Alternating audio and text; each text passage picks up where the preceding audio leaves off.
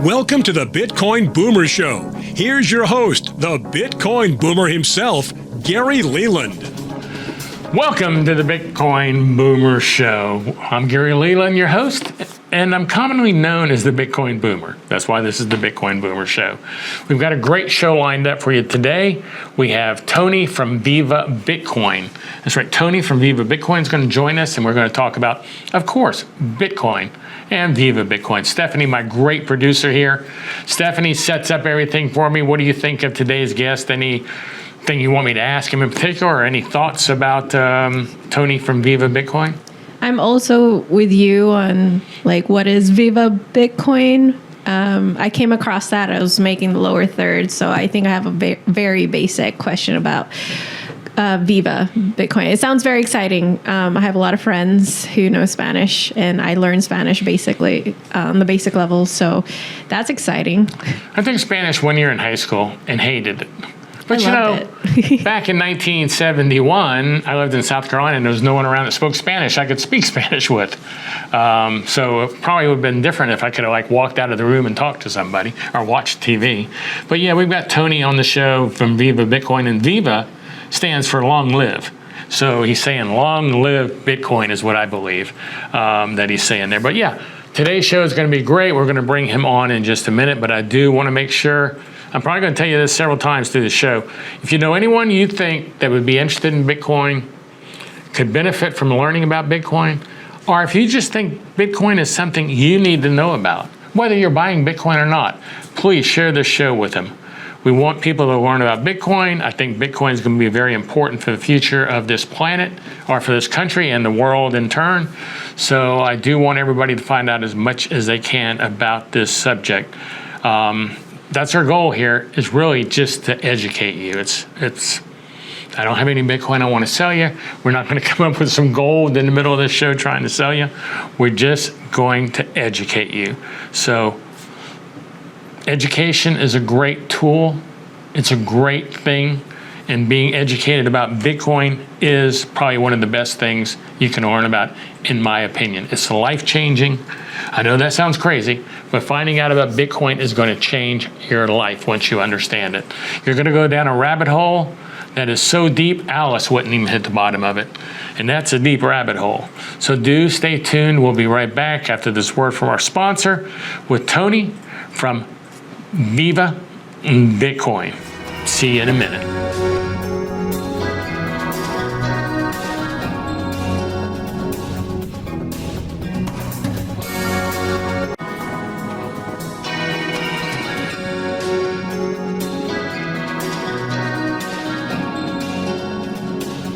And welcome back to the show. You know, one thing about the Bitcoin Boomer Show is that we are just trying to educate you on Bitcoin. I truly believe Bitcoin is going to change the world.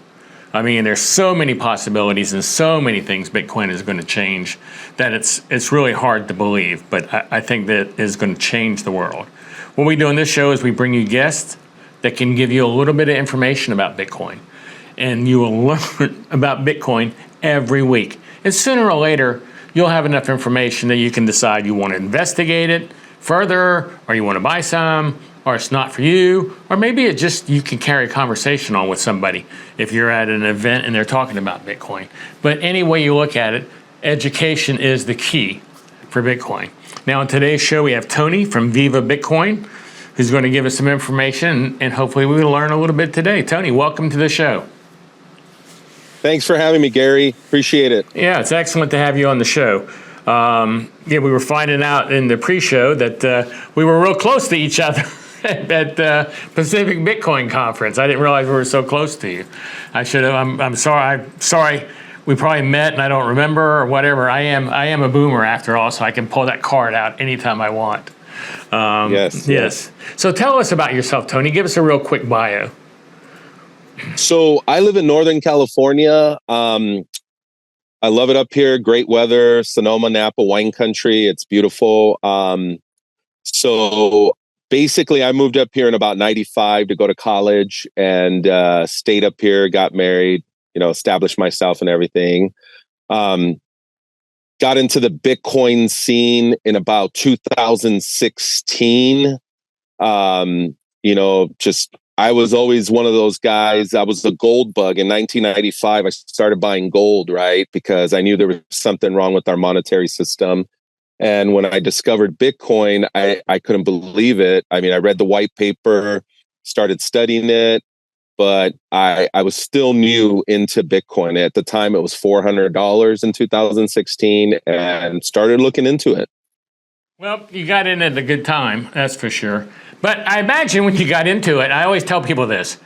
That I think everybody who starts buying Bitcoin, they're in the back of their mind going, oh, I'm just so late to this. The price is already up there. I'm getting in so late, but I'm going to get in anyway. And I feel like that's a common thing. I know I thought it, and it was like $3,000 in 2017 when I got in. And went, oh my gosh, I've missed all of this. And now, both you and I sitting back looking, we weren't late at all, which I think is, do you agree with me that the people buying today at roughly 64,000, that we believe that in 7 years, they're going to be looking back at it just like we're looking back at it and going, oh my gosh, I thought I was so late. Now I was so far ahead of the game. And they're going to be able to tell people, oh yeah, I got in under six figures. What are your thoughts on that? No, I definitely agree with you 100%, because when I look back at 2016 and I thought 400 was high, I start laughing at myself, right? And I look at and I'm like, wow, what a deal. What a deal. And I tell people, you don't have to buy an entire Bitcoin. You don't have to buy $64,000. You can buy $1,000 in Bitcoin. You can own 1/20th of a Bitcoin. And in 8 years, just like myself, you're going to see the difference. But it's hard for people to imagine because, we're living in the moment today. We have today's struggles. We have today's issues. And looking down 7-8 years is hard for a lot of people because we got bills to pay today, right? I agree with that 100%. But the thing is, people looking at it today, I believe, are seeing their fiat money destroyed faster than we did 7 years ago, or than it was 10 years ago, or you were 8 years ago, whatever. So the fiat money is being destroyed and stolen from us with inflation faster than ever before. So people should be looking. You said you were a gold nut. At one time you were a gold bug. Do you think gold has been harmed by Bitcoin? That Bitcoin wasn't around for people to put their money in, that money, or a lot of that money, would have gone into gold, and that's why gold's been so stagnant? I agree with you 100% on that. So gold, if I didn't have Bitcoin, I would still be buying gold, silver, properties, or something that has a better store of value than, just putting cash in the bank. Because putting cash in the bank today, there's zero interest, right? I mean, back in 1980, when interest rates were 18, 20%, you had $100,000 in the bank. It was an incentive to save, right? Because you were getting 17, 18, 20% on your money. Today, you put $100,000 in the bank, you're lucky if you get 1/3%. So I would have still been investing in gold. I would have been investing in silver, properties, or something. But with Bitcoin, it's definitely a game changer. I think Bitcoin, as it's changing and revolutionizing the way people think, it's definitely going to be a better store of value than gold, for sure. Yeah, I agree with you 100%. Hey, how did you get into Bitcoin? What was your orange pill moment? So this sounds crazy, but I think I was a Bitcoiner back in 1995 when I started buying gold, right? So I had a professor in college who we studied, the book, The Wizard of Oz, right? We think of The Wizard of Oz, OZ, right? What does OZ stand for? Oz, ounces of gold, OZ. If you read his book, the writer of the book was follow the yellow brick road, follow the gold standard, right? That's when my professor in college, I was a conspiracist, in the book, The Wizard of Oz, Dorothy is actually wearing silver slippers, right? And you and I are the little people. We're the little people, right? And we're going to the Emerald City, and she gets to the Emerald City where the green back it's a sham. The wizard is pulling the strings, right? So back in 95, I knew there was our monetary system, the Federal Reserve, there was something wrong with it. And then in 1999, I read the book, The Creature from Jekyll Island, where the Federal Reserve was created in Jekyll Island, North Carolina. And people don't know the history of this, where bankers got together, and in 1913, we started the Federal Reserve. So there was no federal income tax till 1913. There was no IRS.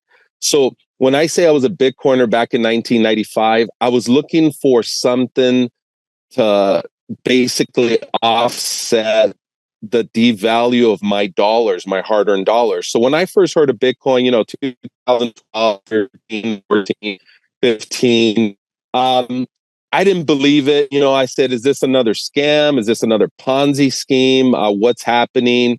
But as I started to study and study and study more, in 2016 is when I first probably had that orange peel experience, right? You kind of that born again experience where you're like, this is real.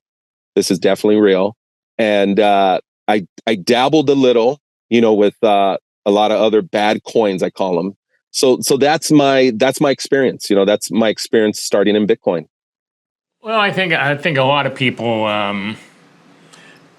get into Bitcoin, dwell into other coins that are not quite as good. But going back to what you said, The Creature from Jekyll Island, that is a fantastic book, and I recommend that to anyone, because it tells you so much information that and he documents everything he's pulling out. It's not like he's just making stuff out of his rear.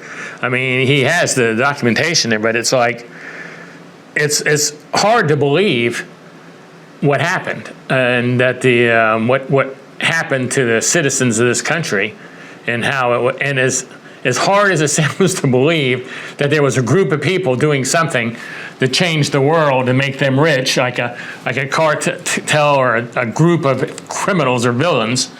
It's true. It's definitely true. So I recommend that book to anyone. That's The Creature from Jekyll Island. Now we're going to go to a break for a minute, a commercial break, so do stay tuned. We'll be right back after these words of our sponsor with Tony, and we'll talk more about Bitcoin, and we'll get into Viva Bitcoin, and we got a lot to talk about. So we'll see you in just a minute after this word from our sponsor. See you.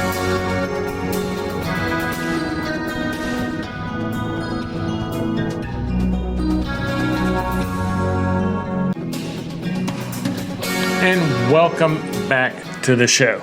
Today we're talking about Bitcoin as normal, but I do want to tell you something.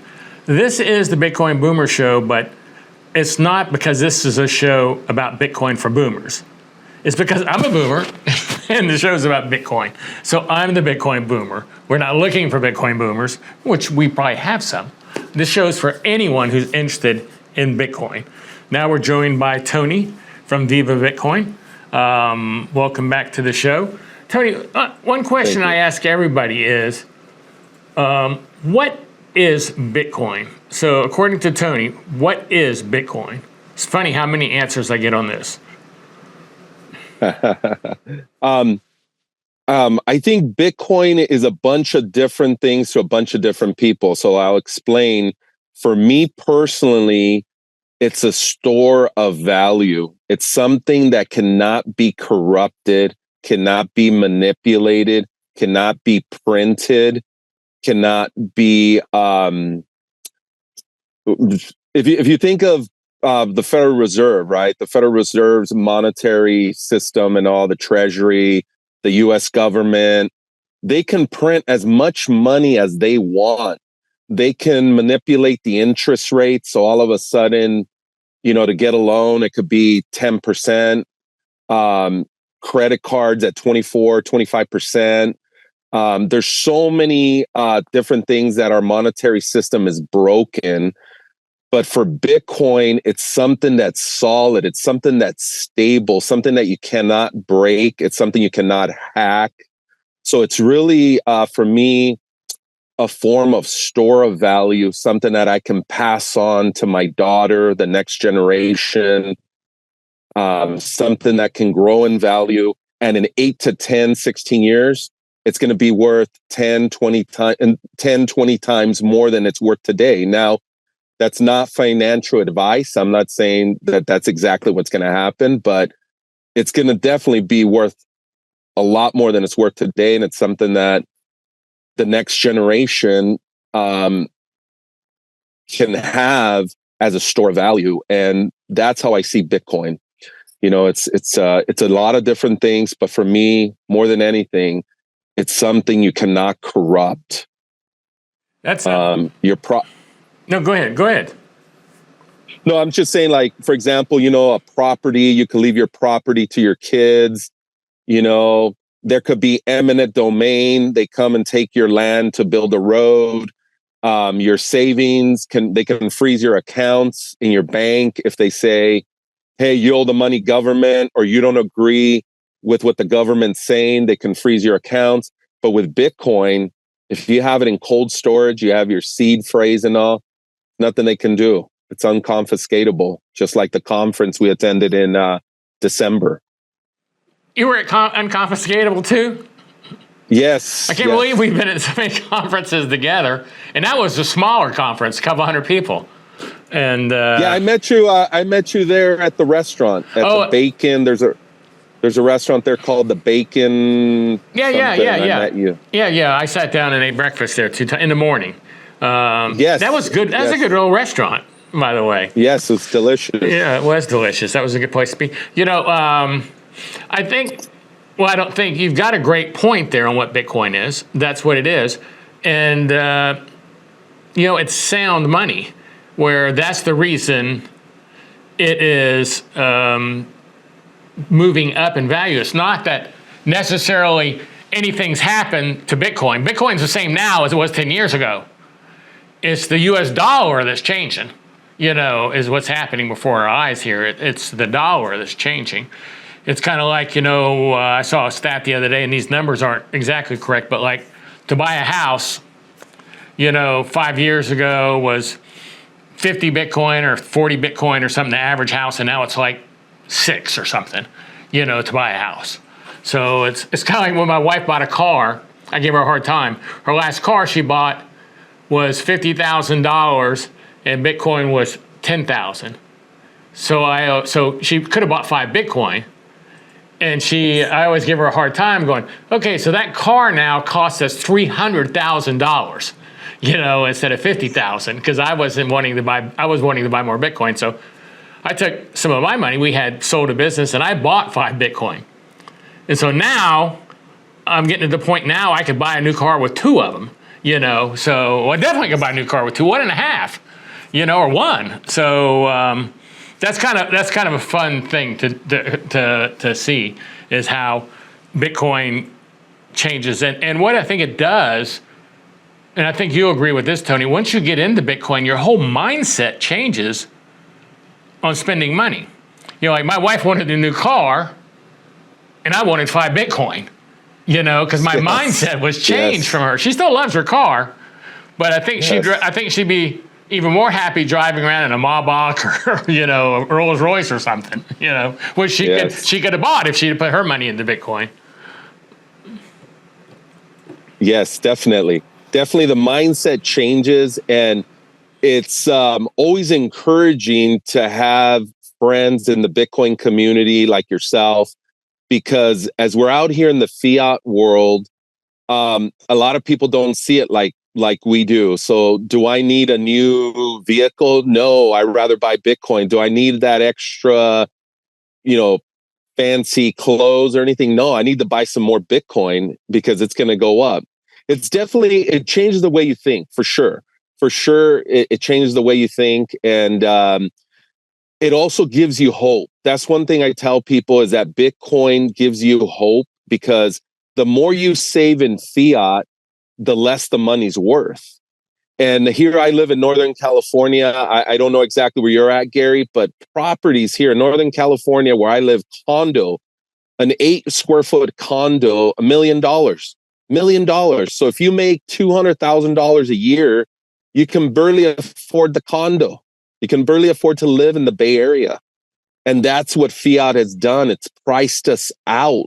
It's priced out the hardworking man, woman, person out of owning the American dream. And with Bitcoin, you save in Bitcoin. In a few years, you'll be able to buy a house. In a few years, you'll be able to buy a car. It's definitely a store of value. It's something that constantly goes up. Like you said, in 2016 with 10 Bitcoin, yeah, you could have bought a house.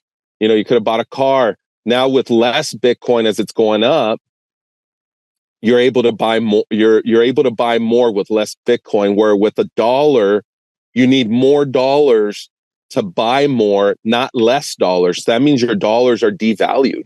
And that's what people don't understand. That's what's happened. That's the mindset we have around the world and in America is people don't understand what store of value is. What is something worth? What does that dollar buy you?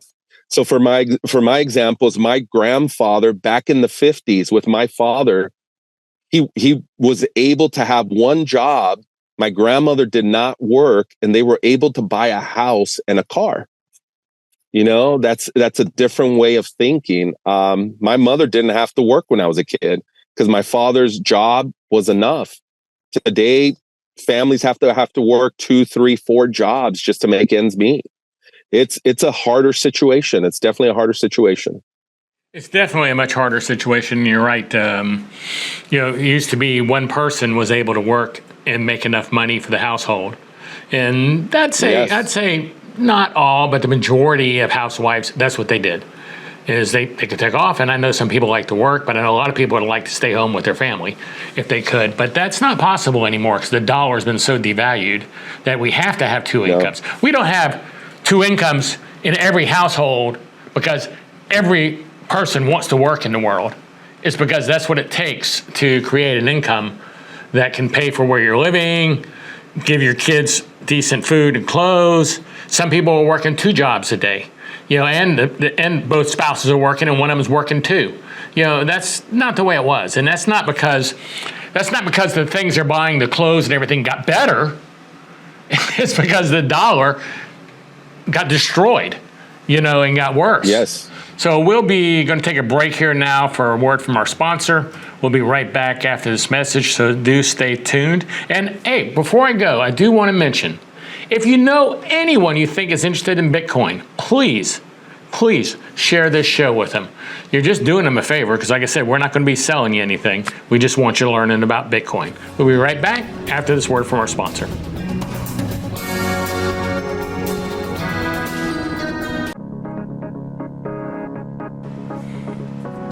And welcome back to the Bitcoin Boomer Show. I'm your host, Gary Leland, and today we're joined by Tony at Viva-Bitcoin.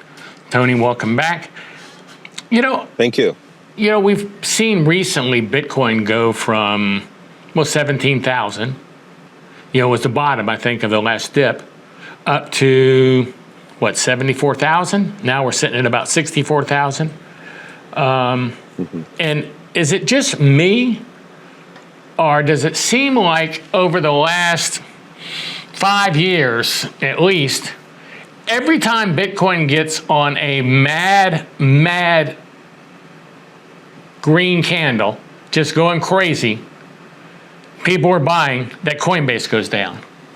Is it just me, or is that happening every time? It doesn't happen when it's just smooth running along or when people are selling like crazy. Because it's a down market. But every time it starts just going, you go, oh my gosh, there's that God candle coming. Bam, Coinbase shuts down. What do you think about that? Because they've been in business so long now, it's just hard to believe that they haven't figured out how to handle that. What are your thoughts on that? The thing is, Bitcoin is still so young, right? We got 15 years, right? Bitcoin's been around almost 15 years now. And I think it's such a new thing, and technology is ahead of us, right? I'm still catching up from 10 years ago, right? And I'm 50 years old, right? Computers in 1995, 96, people were just getting email, right? And everything. I think they're still trying to work out all the glitches.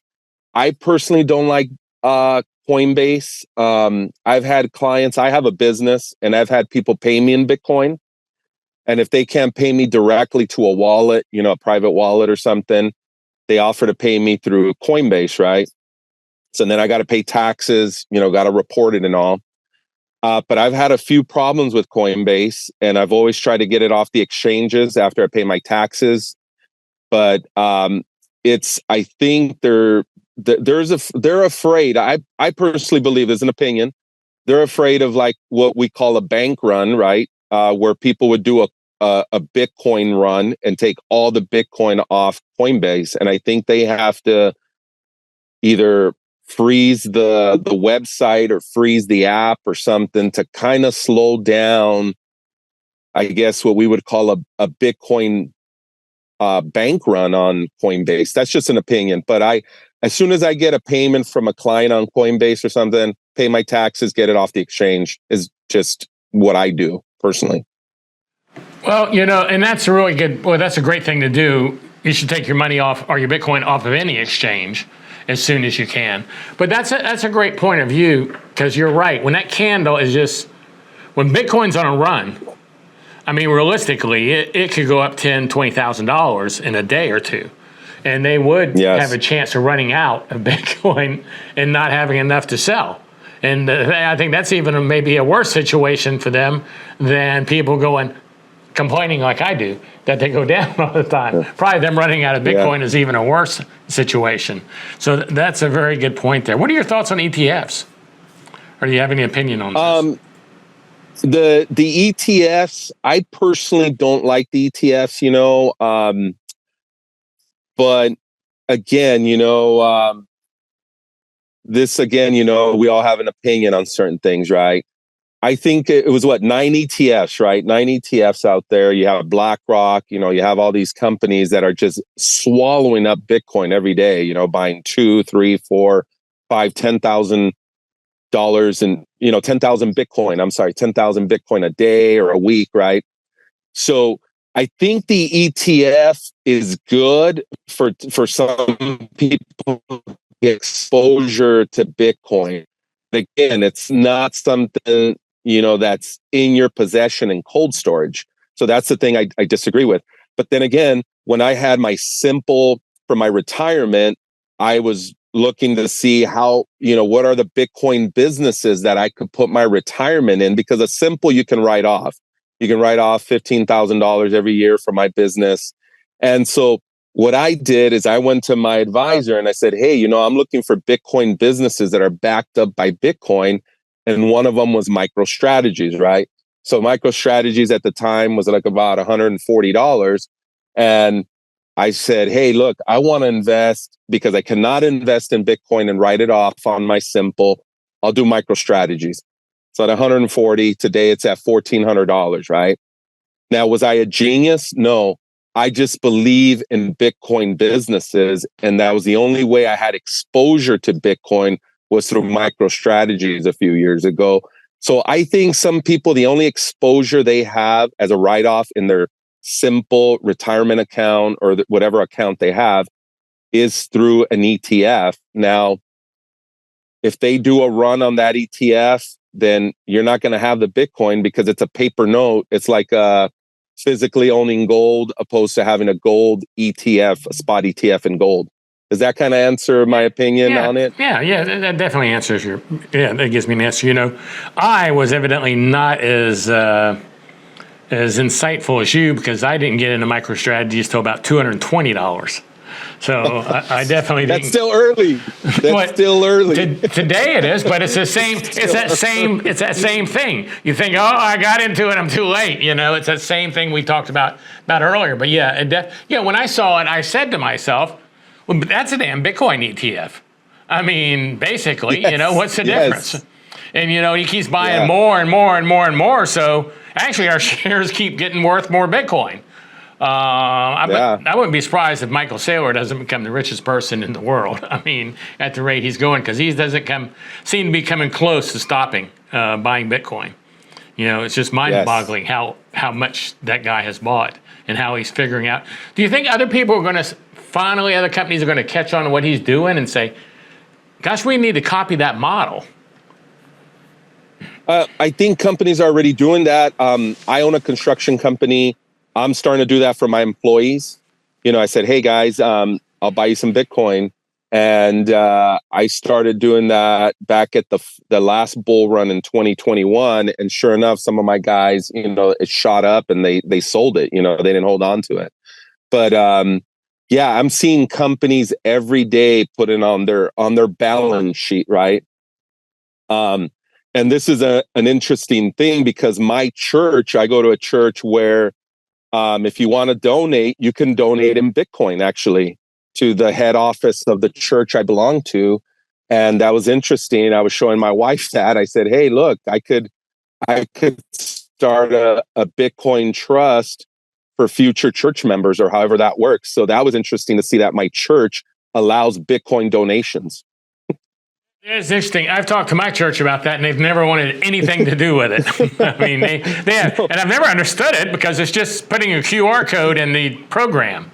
I mean, you could put a QR code in there and say, donate in Bitcoin, and that's it. I mean, it's not like it got any downside on it. Either they get some Bitcoin or they added a 1x1 inch QR code to a page. I mean, that's their only downside that I can see. So yeah, the small church I go to won't accept it, but the main denomination will. So that's the difference. It's interesting. So like, I can't go to my local church and say, hey, here, I'm going to give you half a Bitcoin. They still want hard cash or checks or whatever. They'll accept credit cards, but the main denomination that's based out of Missouri on their website accepts the Bitcoin donations. So that's interesting. They're putting it on the balance sheet now, Well, that's another sign that Bitcoin's winning. I mean, yes, for sure. It's not like this bull run compared to our 2020 bull run when it went up to 69. On that one, a lot of people still didn't even know what like the halvening was or that much about Bitcoin. They just thought it was made up internet money. This time, though, that's really changed for sure. And now it's time for us to take a word from our sponsor. After this word from our sponsor, we're going to come back and we're going to spend the next section talking about Viva-Bitcoin and what Tony's doing there with Viva-Bitcoin. So do stay tuned. And like I said, don't forget to share this show with your friends. You're doing them a favor. I mean, you actually are helping them learn about Bitcoin, which is going to change the world, and I believe change your life at the same time. We'll be right back after this word from our sponsor.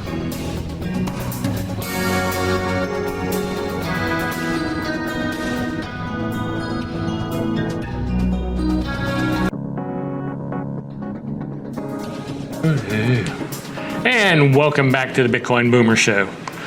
Let's bring on our guest, Tony from Viva-Bitcoin. Tony, now let's get into Viva-Bitcoin. What is Viva-Bitcoin? Give us the rundown on this. What are you doing there with Viva-Bitcoin?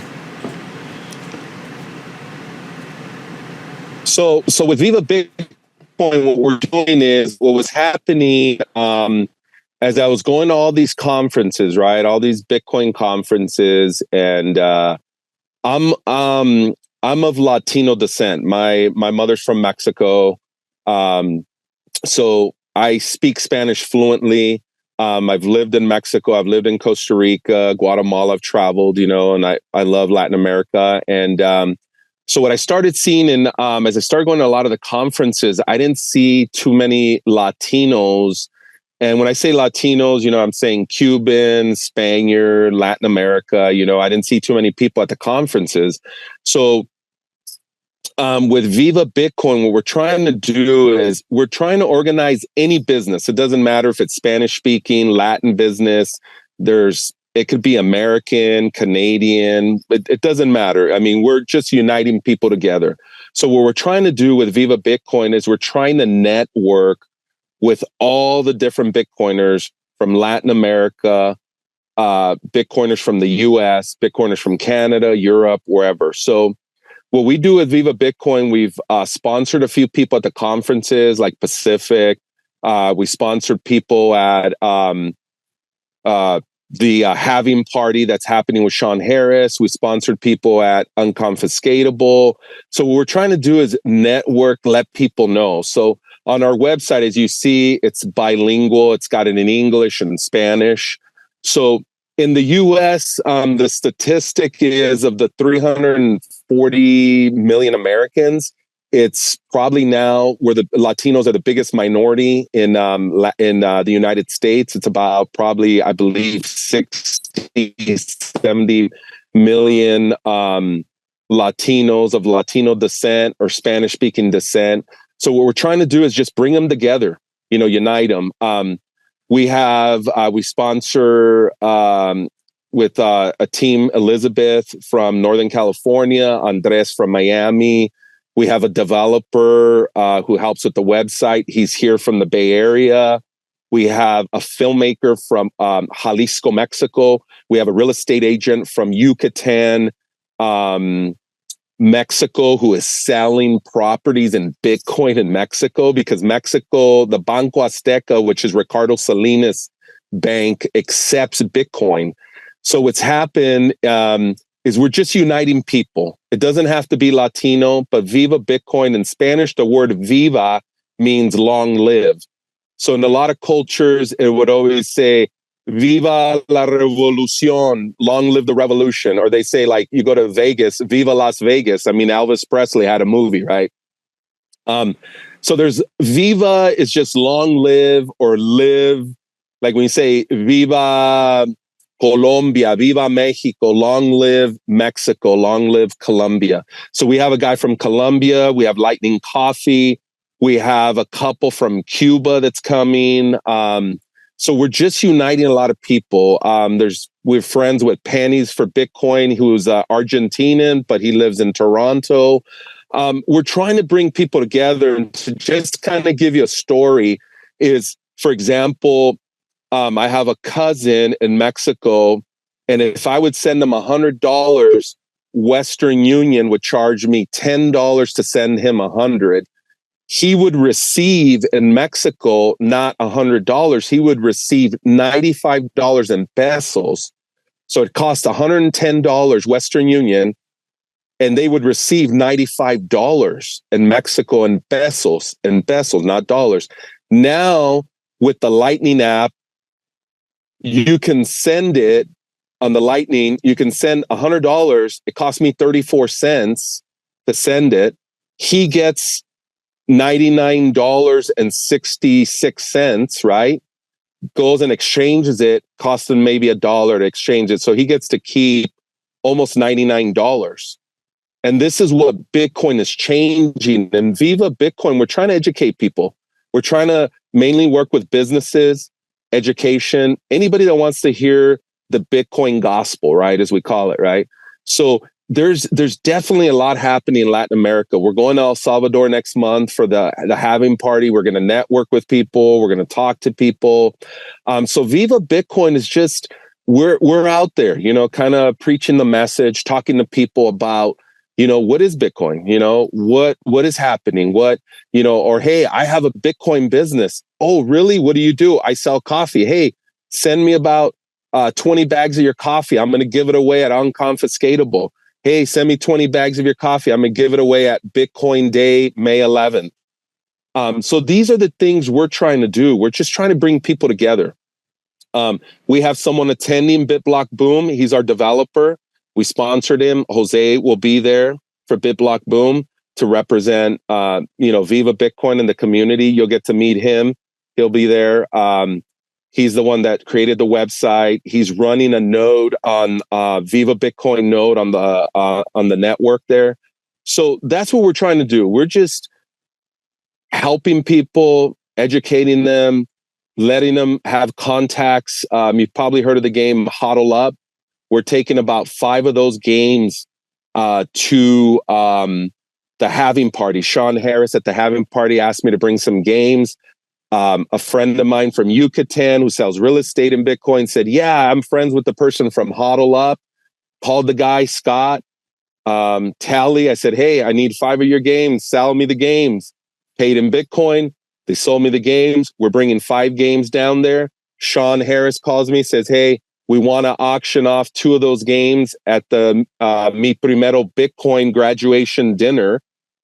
I said, sure, let's do it. I just connected 5 different businesses by going to the halving party. That's what we're about. We're trying to connect people. We're trying to bring people together. So that's our goal. That's our ultimate goal, is sharing the message of Bitcoin. Well, I think that's a great goal, and I do appreciate you being a sponsor of BitBlock Boom, for sure. I do appreciate that. Well, gosh, it's been a great experience talking to you and actually meeting you. Now forever, I will know who you are. I will remember your face. Thank you. Hey, tell us real quick how people can follow you, find out more about you. Give everybody all the rundown on that, please. Yeah, so we have the website viva-bitcoin.com. So you can go on the website. Our email's on there. You can follow us on Twitter. We're on Twitter at @VivaBitcoin_. We are also hosting every Monday at 5 o'clock California time, 8 o'clock New York time. We host a 1-hour space in Spanish, 100% Spanish. And we have on average, about 16 people attending from 6 different countries. And we have a guest on there speaking Spanish about Bitcoin. It's a Bitcoin only show. So we don't talk about anything else except Bitcoin. We talk about the news on that Twitter space every Monday at 5 p.m. California time. And, we're on there. You can email us. Thank you. Yeah, it's great. It's great. And I do recommend you listen to his show. But I recommend people listen to everything they can. You need to learn about Bitcoin. That's the number one thing, right? They need to learn about Bitcoin, and they need to get off zero. Having zero Bitcoin is not going to help you at all. You need to get off zero. Tony, thanks for coming on the show. I do appreciate it very much. And we're going to go now to a break from our sponsor, so please stay tuned. But before I go, I do want to make sure and tell you one more time, because I can't say this enough. Please share the show with your friends. Do your friends a favor. All they're going to do is learn something. And this is something they need to learn.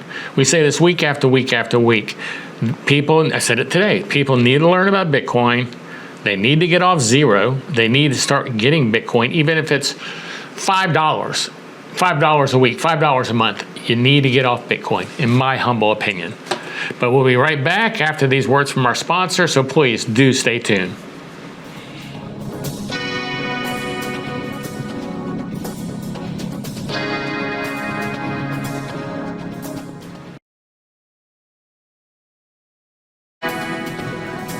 And welcome back to the Bitcoin Boomer Show. I do hope you enjoyed today's show. Tony was a great guest. Interested in following them and see what Viva-Bitcoin accomplishes. Sounds like he has a good goal. Stephanie, what were your thoughts on today's show? Get that last minute tip or information from the peanut gallery over there. Well, I was really excited to see what Tony was doing to kind of cultivate the Latina community in Bitcoin. Because in many cases, whenever you go into spaces that with people that don't look like you or don't have many people that you can recognize from your own culture, it's an opportunity to like get more people into it. And I see that with what he's doing. So that was cool to hear. That's a good point of view there. Yeah, he's definitely working at trying to grow Bitcoin in the Latino community, which really the whole world needs to learn about Bitcoin. I can say this over and over and over. It's going to change the world. It's just a matter of whether you're on board and part of it, or if you're sitting there going, man, I should have listened to Gary and Tony and Stephanie. But in the meantime, I do want to tell you about the conference I run in Dallas. I run a conference every year, and this is the 7th year for the conference, bitblockboom.com. Now, BitBlock Boom is the longest running and the oldest, I believe now, Bitcoin conference on the planet by far. So please check out bitblockboom.com, especially if you're in the Dallas area. But I have people come from Australia, the Netherlands. They come from all over the world to it. So if you're in Dallas, you're really pretty fortunate. You don't have to travel abroad and get a hotel room. Also want to make sure you know about the meetup I run every month, usually every month in Dallas. Meetup.com/bitblockboom. That's meetup.com/bitblockboom. We get together, talk about Bitcoin. We have people come from all around Texas, so even Oklahoma. So if you're in the area and you want to meet a bunch of Bitcoiners, check out meetup.com/bitblockboom. I also want to tell you about the book I helped co-write, Bitcoin and the American Dream. That's Bitcoin and the American Dream. This is a great book. 8 of us got together for a week, rented an Airbnb, and wrote a book in a week, and this is it. It's a book you can read on a flight. Great book. Hey, I want to tell you, thank you for joining us on this episode of the Bitcoin Boomer Show. We had a great time. I always like sharing Bitcoin with people. I think it's the least I can do to help Bitcoin and help other people on the planet. It doesn't take me a lot of time, and it can be life-changing for people. I know it was for me. So we will see you next week on the next episode of the Bitcoin Boomer Show. Same bat time, same bat channel. And that's a boomer thing. Talk to you later. Have a good one.